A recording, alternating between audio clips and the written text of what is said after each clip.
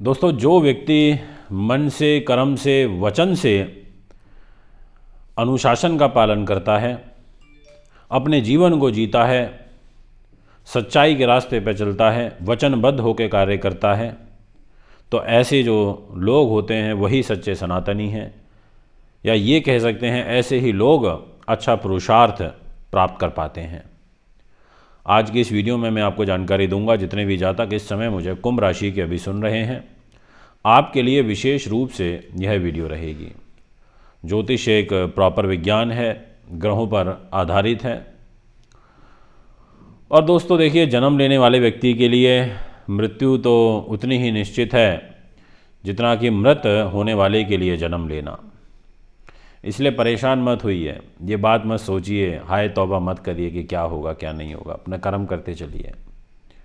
कुंभ राशि शनि के द्वारा रूल होती है, और सबसे पहले ग्रहों की गोचरीय स्थिति को समझ लीजिए, उसके बाद मैं और आगे विषय को बढ़ाऊंगा।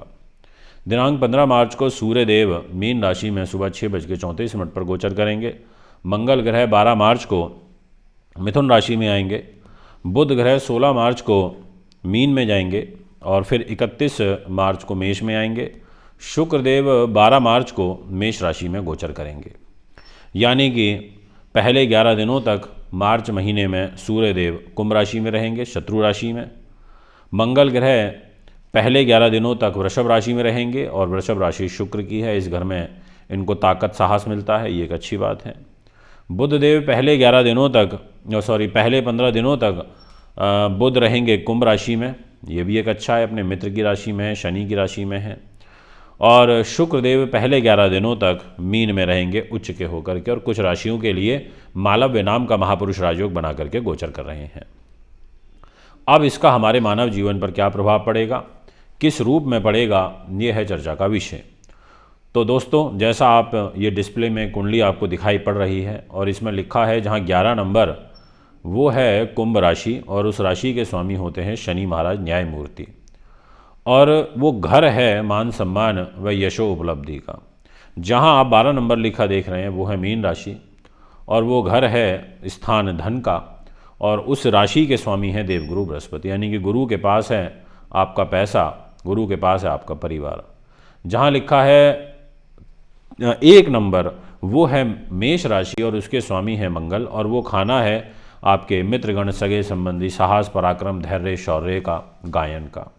इस प्रकार से 12 भाव होते हैं, और सभी 12 भावों से अलग अलग बातों को देखा जाता है।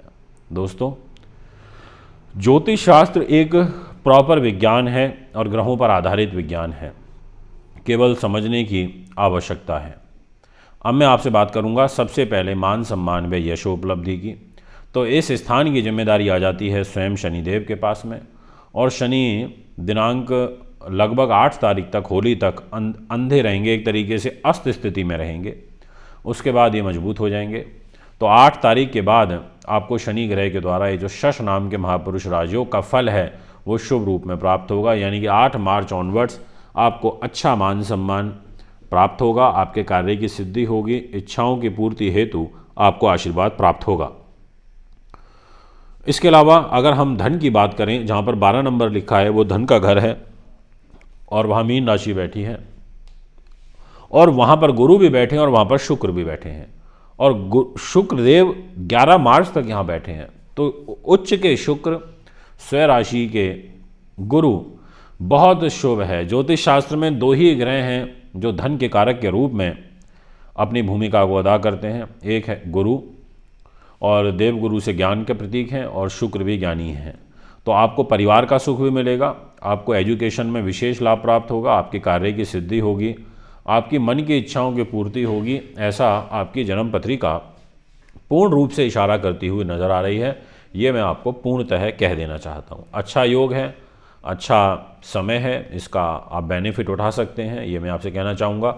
और दोस्तों, यहाँ पर सबसे अच्छी बात है, जो लोग स्पोक्स पर्सन हैं उनको विशेष लाभ प्राप्त होगा। यदि मैं आपसे बात करूं, विशेष रूप से आपके छोटे भाई बहन, मित्रगण, सगे संबंधी, आपका कॉन्फिडेंस कैसा रहेगा, तो इस घर की जिम्मेदारी मंगल के पास है, और इस घर में स्वयं राहु बैठे हैं। तो राहु का तो सेपरेटिव प्रभाव है, पर राशि के इस घर के स्वामी मंगल देव जो अभी आपको 2 नंबर में बैठे हुए नज़र आ रहे हैं कुंडली में, तो यहाँ ये 11 तारीख तक रहेंगे। तो पहले 11 दिन आपका साहस, शौर्य, धैर्य ये सब अच्छा रहेगा। आपको अपने खास लोगों से, मित्र, सगे संबंधी, ऐसे लोगों से काफ़ी बेनिफिट भी प्राप्त होगा, ऐसा आपकी कुंडली कहती है। अच्छा समय है, लाभप्रद समय है। आप थोड़ी सी मेहनत बढ़ाइए, परिश्रम बढ़ाइए, निश्चित तौर पर आपको सफलता प्राप्त होगी।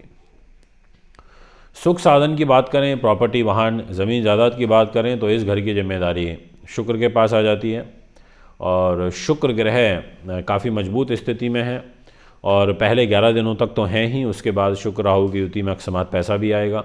तो अगर आप कोई प्रॉपर्टी से रिलेटेड विशेष लेन देन करना चाहते हैं तो पहले 11 दिन मुझे ज़्यादा उचित आपके लिए लाभप्रद दिखाई पड़ते हैं, इसलिए आप बिल्कुल कर सकते हैं। मेरी शुभ कामनाएं, शुभ आशीर्वाद आपके साथ है, आपका कार्य सिद्ध हो। और इसके अलावा विशेष रूप से जो लोग रियल एस्टेट के कारोबार में हैं या हॉस्पिटैलिटी लाइन से जुड़े हुए हैं, उनको विशेष लाभ प्राप्त होगा।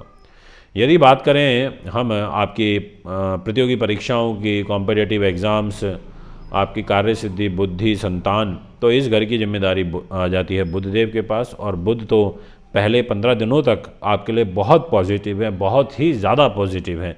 इसलिए कहा जा सकता है कि पहले 15 दिन अच्छे हैं और बाद के 15 दिन में आपके बुद्धि, उन्नति, एजुकेशन, कॉम्पिटिटिव एग्ज़ाम्स के स्वामी ग्रह बुध नीच के हो जाएंगे, तो इनके नीच होने से फिर फल में कमी भी आएगी। तो इस बात का भी थोड़ा आपको ध्यान यहाँ पर रखना होगा, उस अनुसार आपको अपनी योजना बना के चलना होगा। मैं अब आपसे बात करना चाहता हूँ रोग, चोट, शत्रु, बाधा व पुलिस केस मुकदमे की। तो इस घर पर अभी गुरु की दृष्टि रहेगी इस पूरे महीने, तो इसलिए ऐसी कोई चिंता वाली बात नहीं है। कोई भी संकट आएगा तो उससे आप बाहर निकल जाओगे। स्वास्थ्य भी ऐसा कोई मुझे विशेष हानिकारक कुछ नहीं दिखाई देता, ठीक ही दिखाई दे रही हैं परिस्थितियाँ, इसलिए हेल्थ के पॉइंट ऑफ व्यू से चिंता मत करिए।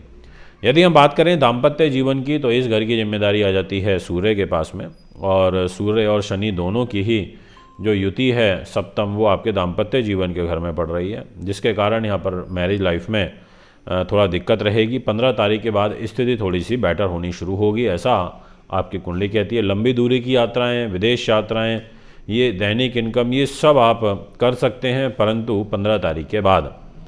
अब मैं आपसे बात करना चाहूँगा भाग्य की। तो भाग्य स्थान के स्वामी शुक्र हैं और वो स्वयं एक केंद्र त्रिकोण राजयोग बना करके पैसे पे बैठे हुए हैं और 11 तारीख तक पैसे पे बैठे हैं। उसके बाद ये आ जाएंगे तीसरे घर में और वहाँ से भाग्य को देखेंगे। तो भाग्य के लिए, पैसे के लिए, धन के लिए, सुख साधनों के लिए ये जो महीना रहेगा काफ़ी आनंददायक है। धार्मिक प्रयोजन भी आप करा सकते हैं।